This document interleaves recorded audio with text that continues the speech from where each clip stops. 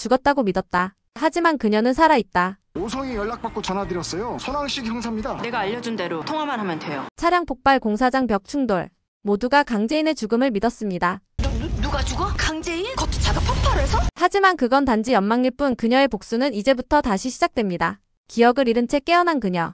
그녀가 잊은 이름은 그녀가 잃을 수 없는 진실입니다. 자기 딸 위한다고 남의 딸 목숨 귀한지 모르고 죄 짓더니 인과응보라는 게 있긴 있나 봐. 결국 다 자기 딸한테 돌아오잖아, 그 죄가. 병원.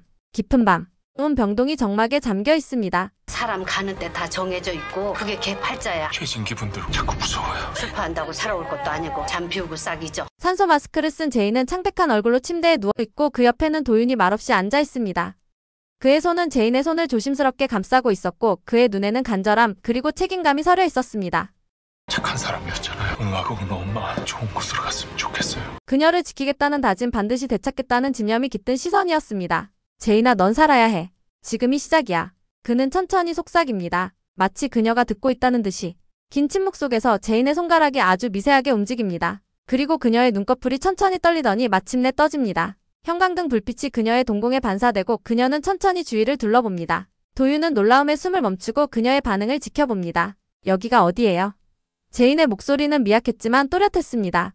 도윤은 일어서며 손을 꼭 쥔 채 말을 잇지 못하다가 제인아, 나야. 김도윤이야. 괜찮아. 넌 병원에 있어. 사고가 있었어. 그녀는 그의 얼굴을 멍하니 바라보다가 다시 고개를 돌려 천장을 바라봅니다. 저는 누구죠? 도윤은 그 순간 얼굴에서 피가 가시며 식은땀을 흘립니다. 그녀는 자신의 이름도 그가 누구인지도 기억하지 못하고 있습니다. 괜찮아요. 천천히 기억날 거예요. 당신은 강재인이에요. YL그룹 디자인 팀장이자 그리고 당신은 너무 소중한 사람이에요. 제인은 고개를 천천히 저으며 다시 속삭입니다. 제인, 그게 저예요. 저는 그런 사람이 아니에요. 느낌이 안 와요. 너무 낯설어요. 그녀는 손을 머리에 얹고 두통을 호소합니다. 머리가 아파요. 무언가 떠오르려고 하는데 너무 아프고 무서워요. 도윤은 그녀의 어깨를 잡고 조용히 말합니다. 괜찮아요. 아무것도 무리하지 마요. 천천히, 아주 천천히 떠올릴 수 있을 거예요. 기억보다 더 중요한 건 지금 살아있다는 거예요. 잠시 침묵이 흐르고 제인은 다시 눈을 감습니다. 그녀의 눈동자에는 혼란과 공허함 그리고 어딘가 알 수 없는 두려움이 서려 있습니다. 밖은 비가 내리기 시작했고 창밖으로 번개가 번쩍입니다. 그 빛이 병실을 비추며 두 사람의 얼굴을 명확하게 보여줍니다. 한 사람은 기억을 잃었고 한 사람은 모든 기억을 안고 그녀를 지키려 합니다. 누가 날 이렇게 만든 거죠? 제인이 조용히 묻습니다. 도윤은 답하지 않습니다. 하지만 그의 표정에는 분노와 결심이 동시에 비칩니다. 그는 결코 그녀를 다시 잃지 않을 것입니다. 지금 이 순간 그녀는 아무것도 모르지만 그녀가 기억을 되찾는 날 진짜 복수가 시작될 것임을 그는 알고 있습니다. 한편 세리는 고급 레스토랑 창가 자리에 앉아 여유롭게 와인을 마시고 있습니다. 도도한 표정 속에 묘한 웃음기가 서려 있고 그녀는 마치 세상을 다 가진 사람처럼 눈을 감고 말합니다. 드디어 끝났어. 강재인 사라졌어. 이제는 내 시대야. 그녀의 머릿속은 완벽한 시나리오로 가득합니다. 녹음기의 존재를 캐치하고 오성의 경찰 친구를 사칭의 함정에 빠뜨린 완벽한 전략. 공사 현장으로 유인하고 브레이크를 조작하게 만든 완벽한 트랩. 그리고 그 끝에는 폭발 사고와 함께 사라진 강재인. 세리는 자신이 드디어 그토록 원했던 자리를 되찾았다고 믿습니다. 사람들은 그녀를 칭찬하고 회장실 문은 다시 그녀를 향해 열릴 거라고. 하지만 그녀는 모릅니다. 바로 그 순간 도시 외곽 조용한 별장의 창문 너머에서 의식을 되찾은 강재인이 눈을 뜨고 있다는 것을. 그리고 그녀는 더 이상 예전의 강재인이 아니라는 것을. 모든 것을 잃은 여자, 기억까지 잃은 여자의 눈빛에는 오히려 무서운 침묵과 결의가 피어나고 있음을. 세리는 사무실로 돌아와 기찬에게 씩 웃으며 말합니다. 이제 제인이가 가진 녹음기만 없애면 완벽하게 끝이야. 기찬은 그 말을 듣고도 묘하게 침묵합니다. 그의 불안한 표정은 세리와는 다르게 점점 짙어지고 있습니다. 그는 이미 알고 있습니다. 완벽하다고 믿는 순간이야말로 가장 위험한 순간이라는 것을. 그러나 세리는 그 모든 걸 무시합니다. 도청장치로 엿들은 도윤과 제인의 대화, 녹음기의 존재, 전달 계획. 그녀는 분명히 들었고 그 순간을 지었다고 확신합니다. 하지만 세리는 결정적인 사실 하나를 모릅니다. 그날 도청장치로 수집된 파일은 사무실 서버에도 자동 백업되었고 그 파일을 본 또 다른 인물이 존재한다는 것을. 그리고 그 인물은 바로 YL그룹 회장 최자영의 비서였다는 것을.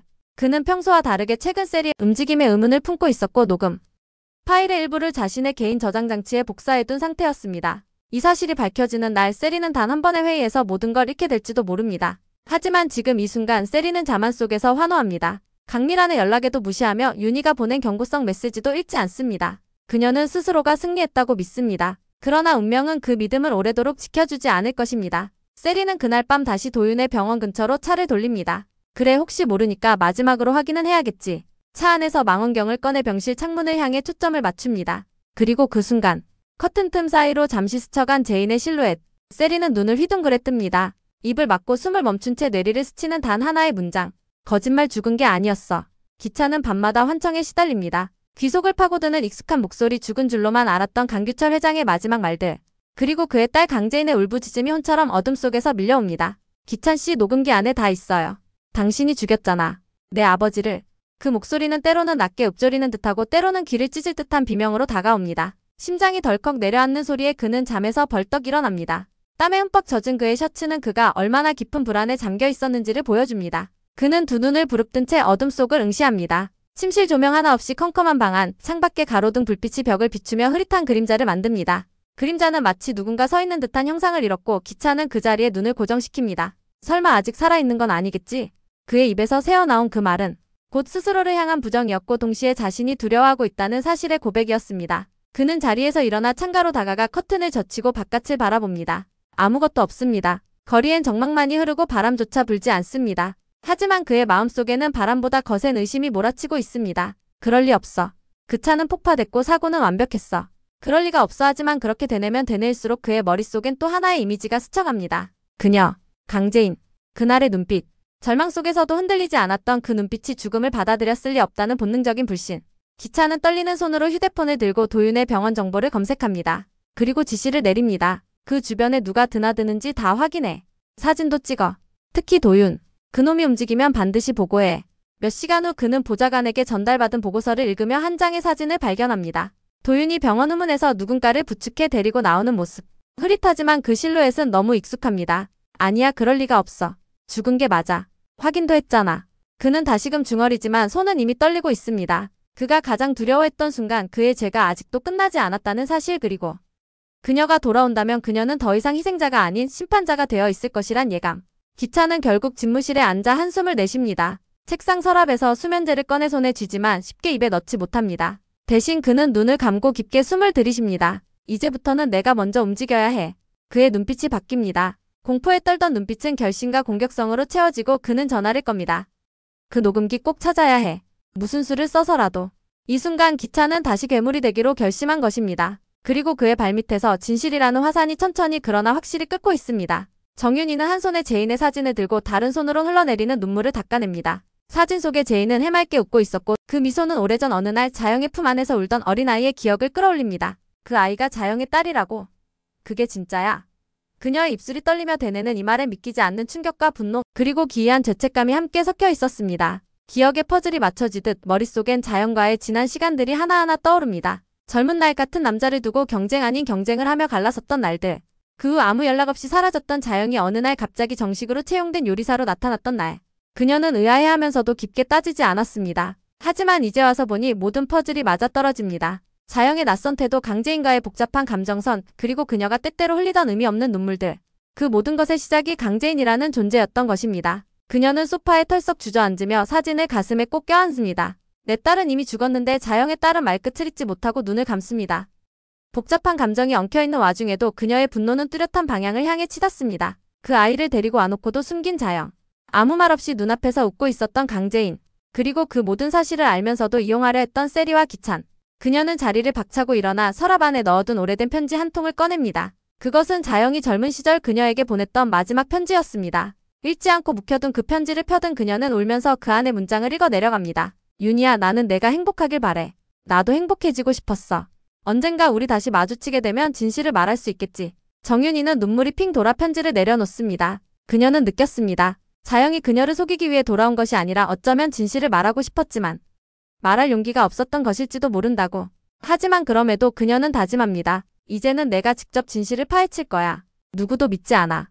오직 내가 본 것, 내가 느낀 것만이 진실이야.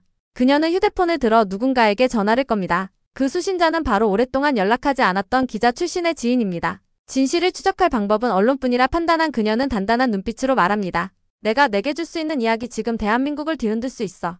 하지만 하나만 약속해. 진실을 끝까지 밝혀줘. 그녀는 다시 사진을 바라보며 속삭입니다. 제인아, 널 미워할 수도 용서할 수도 없어. 하지만 내가 겪은 아픔은 알아. 그리고 진실이 밝혀지는 날 나는 너에게 다시 말할 수 있을 거야. 그때까지 기다려줘. 도윤은 제인을 숨겨둔 외곽 별장의 병실에서 조심스럽게 녹음기를 꺼냅니다. 침묵 속 그의 눈빛엔 무거운 결의가 담겨 있습니다. 녹음기를 손에 든 채 그는 천천히 고개를 듭니다. 이걸 다시 들으면 기억이 돌아올지도 몰라요.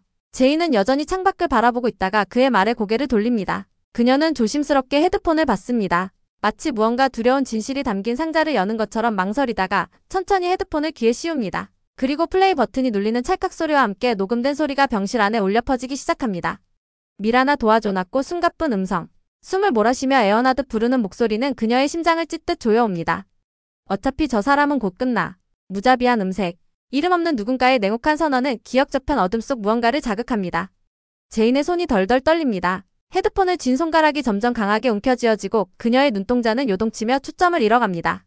이건 작게 숨죽인 듯한 탄성이 흘러나오고 그녀의 입술이 마르기 시작합니다. 이 목소리 어디서 들어봤어요? 그 말은 단순한 질문이 아니었습니다. 그것은 뇌리 어딘가에 감춰져 있던 단서가 꿈틀대기 시작했다는 증거였습니다. 도윤은 숨을 멈추며 그녀를 지켜봅니다. 제인의 시선은 공허한 듯하지만 동시에 뚜렷해집니다. 갑자기 그녀는 머리를 움켜쥡니다. 머리가 아파요. 뭔가 떠올릴 수 있을 것 같은데 너무 빠르게 지나가요. 그녀는 괴로워하며 몸을 웅크립니다. 도윤은 급히 다가와 그녀의 어깨를 감싸며 말합니다. 제인아, 괜찮아. 무리하지 마. 천천히 해도 돼. 지금 이 순간 내가 살아있다는 게 중요해. 하지만 그녀는 고개를 젓습니다. 아니에요, 무언가 분명히 들었어요. 이 목소리, 그날 밤 아버지가 쓰러졌던 그 자리 기억나요. 나는 그 자리에 있었어요. 그녀의 눈이 커지며 점점 공포와 충격이 교차합니다. 아버지가 나를 불렀어요. 분명히 미란 고모를 찾으셨고 그리고 누군가 그 옆에 있었어요. 그게 누구였는지 도윤은 조심스럽게 묻습니다. 혹시 황기찬? 제인은 숨을 삼키며 고개를 천천히 끄덕입니다. 그녀의 입가에서 작게 그러나 단호하게 떨어지는 말. 맞아요. 그 남자였어요. 그는 웃고 있었어요. 그리고 마침내 제인은 모든 기억을 되찾은 듯 눈을 감고 속삭입니다. 그날 난 아버지를 지켜주지 못했어요. 하지만 이제 난 그 죗값을 받아내야 해요. 복수가 다시 시작된 순간이었습니다. 강재인은 정말로 기억을 잃은 걸까? 세리는 과연 완전 범죄를 이룰 수 있을까? 기찬의 죄는 끝까지 숨겨질 수 있을까? 여왕의 집 59회. 폭풍은 이제 다시 시작된다. 오늘도 끝까지 함께 해주셔서 정말 감사드려요. 구독과 좋아요 그리고 알림 설정까지 해두시면 다음 회차 리뷰도 빠르게 받아보실 수 있어요. 그럼 저희는 다음 영상에서 다시 만나요.